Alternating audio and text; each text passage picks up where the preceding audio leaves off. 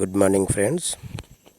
మనం ఈ యొక్క వీడియోలో ప్రకాశం జిల్లా దొనకొండ మండలం చందవరం పంచాయతీలో గల ఈ చందవరం పెద్ద చెరువు గురించి తెలుసుకుందాము. మనం చూసినట్లయితే పశ్చిమ ప్రకాశంలో దొనకొండ మండలం అత్యంత వెనకబడిన మండలం. ఈ మండలంలో ఉన్న 18 గ్రామ పంచాయతీలలో ఒక చందవరం, లక్ష్మీపురం గ్రామ పంచాయతీల్లో ఉన్న గ్రామాలకు మాత్రమే నీటి వసతి గలదు. మిగతా గ్రామాలలో నీటి వసతి లేక అనేక ఇబ్బందులు పడుతున్నారు.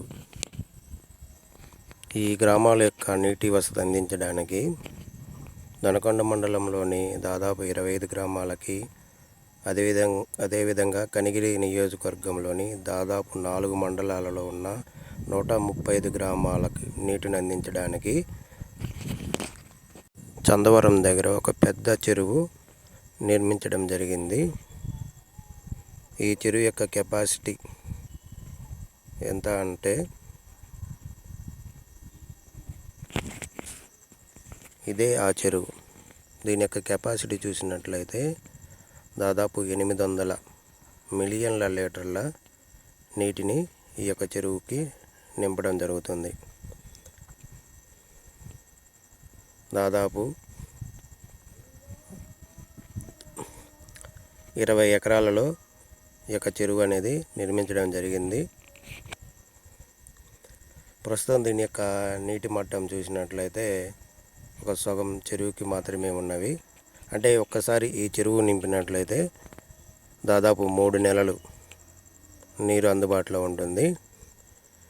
ఈ యొక్క చెరువు అనేది ఈ చెరువుని చందవరం ఎన్ఎస్పి కాలువ పక్కనే నిర్మించడం జరిగింది. ఇదే చందవరం ఎన్ఎస్పి కాలువ. ఈ కాలువ నుంచి 3 months వన్స్ 3 నెలలకు ఒకసారి ఈ చెరువుని ఈ విధంగా పెద్ద మోటార్స్ తోటి నీటిని నింపడం జరుగుతుంది.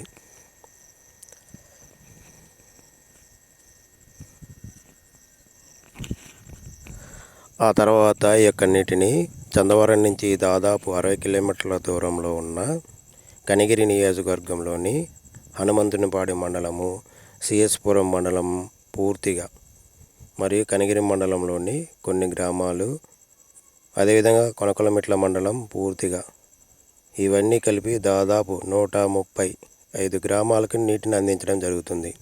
అదేవిధంగా చందవరంలో మరొక చెరువు అయిన దీన్నే గుండుగొండ చెరువు అని అంటారు. ఇది చందవరం నుంచి, అంటే చందవరం ఎన్ఎస్పి కాలువ నుంచి దాదాపు తూర్పు వైపు దాదాపు 2 కిలోమీటర్ల దూరంలో ఉంటుంది. ఇక్కడ మంచి గ్రీనరీ, అంటే ఇది నల్లమల ఫారెస్ట్కి కనెక్టెడ్గా ఉంటుంది.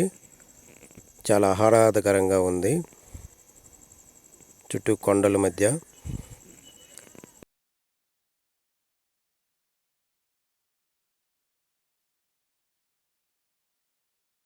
ఇదే గుండుగొండ.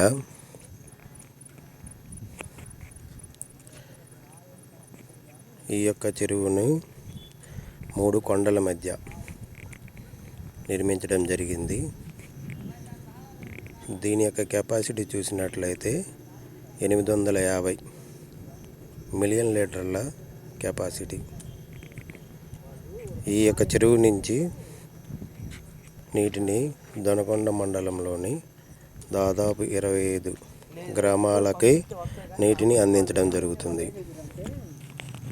ఈ చెరువును కూడా ఎన్ఎస్పి కాలువ నుండి నీటిని పంపు చేసి నింపడం జరుగుతుంది.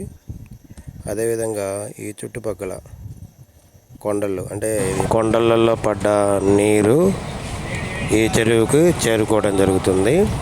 అంటే ఇది న్యాచురల్గా ఎక్కువ పర్సంటేజ్ నిండుతుంది. అదేవిధంగా ఎన్ఎస్పి కాలువ నుంచి కూడా ఈ పైప్ లైన్ ద్వారా నీటిని నింపడం జరుగుతుంది.